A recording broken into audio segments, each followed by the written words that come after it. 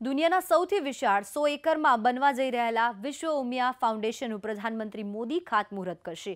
એક જ સ્થળ પર આરોગ્ય, શિક્ષણ સહિતની સેવાઓ એક જ સ્થળે ઉપલબ્ધ થશે।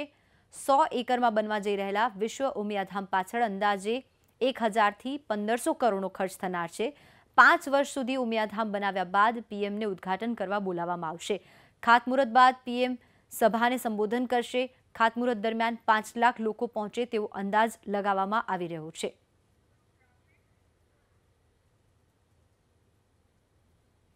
આ કાર્યક્રમની જે વિશેષતાઓ છે, અંદાજે 5 લાખ લોકો તેમાં ઉપસ્થિત રહેશે।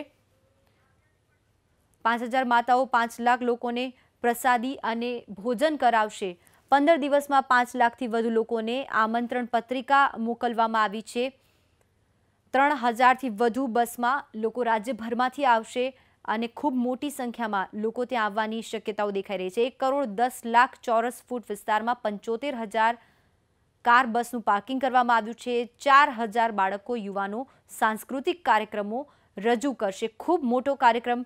11000 યજમાનો માં ઉમિયાની મહાપૂજા કરશે। તો કાર્યક્રમની ખૂબ વિશિષ્ટતાઓ છે।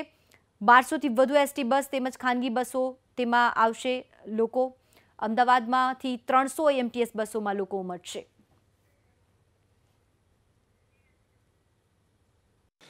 વિશ્વ ઉમિયા ફાઉન્ડેશન દ્વારા વિશ્વ ઉમિયાધામનું જે નિર્માણ થવા જઈ રહ્યું છે, એની મુખ્ય ખાસિયતો એ છે કે 100 વીઘા જમીનમાં લગભગ 1000 કરોડના ખર્ચે આ આખું સંકુલનું નિર્માણ થઈ રહ્યું છે।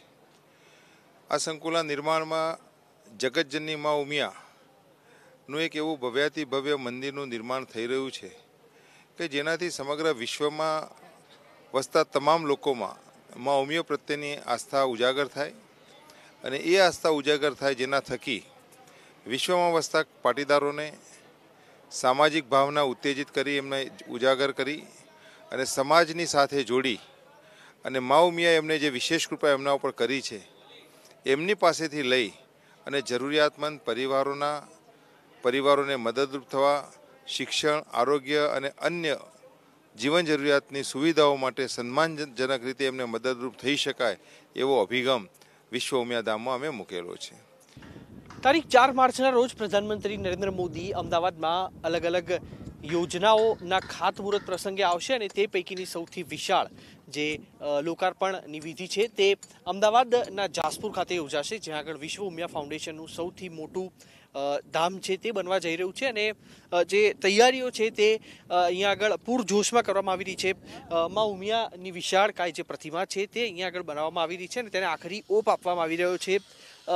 ન માત્ર ગુજરાત કે ન માત્ર ભારતના, પરંતુ 4મી તારીખે 4 માર્ચના રોજ એનઆરઆઈ પાટીદારો છે તે પણ આ જે ખાતમુહૂર્તનો પ્રસંગ છે તેમાં ભાગ લેવા માટે આવશે અને અલગ અલગ જે રાજ્યોના પાટીદારો છે તે પણ આમાં ભાગ લેવા માટે આવશે। હાલ જે દ્રશ્યો જોઈ શકાય છે તે ઉમિયા માતાના અને તેમની સાથે આજે વિશાળકાય ત્રિશૂળ પણ તેમની સાથે તૈયાર કરવામાં આવી રહ્યું છે।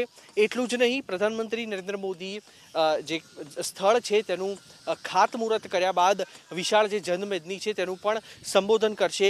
આ તરફના જો દ્રશ્ય બતાવવાનો પ્રયાસ કરું તો વિશાળ જે ડોમ બનાવવામાં આવેલા છે અને ત્યાં આગળથી પ્રધાનમંત્રી નરેન્દ્ર મોદી જે જનમેદની છે તેનું સંબોધન કરશે। આ જે સ્થળ છે તેને વિકસતા લગભગ 5 વર્ષનો સમય લાગશે, જેમાં આરોગ્યલક્ષી અને શિક્ષણલક્ષી તમામ જે સેવાઓ છે તે અહીંયા આગળ શરૂ કરવામાં આવશે। આ ઉપરાંત જરૂરિયાતમંદ જે વિદ્યાર્થીઓ છે તેઓને અહીંયા આગળ સસ્તા દરે શિક્ષણ આપવા માટેની પણ યોજનાઓ છે તે અત્યારે તૈયાર કરી દેવામાં આવી છે અને લગભગ 1000 કરોડથી વધુના ખર્ચે જે વિશાળ સ્થળ છે તેને હાલ વિકસાવવામાં આવી રહ્યું છે, જેનું પ્રધાનમંત્રી નરેન્દ્ર મોદી લોકાર્પણ કરશે અને 5 વર્ષ બાદ જ્યારે આ સ્થળ છે તે વિકસી જશે અને તે ફરી એક વખત તૈયાર થઈ જશે, તે બાદ પણ જે દેશના પ્રધાનમંત્રી હશે તેમને આ જ સ્થળના ઉદ્ઘાટન માટે પણ બોલાવવામાં આવશે।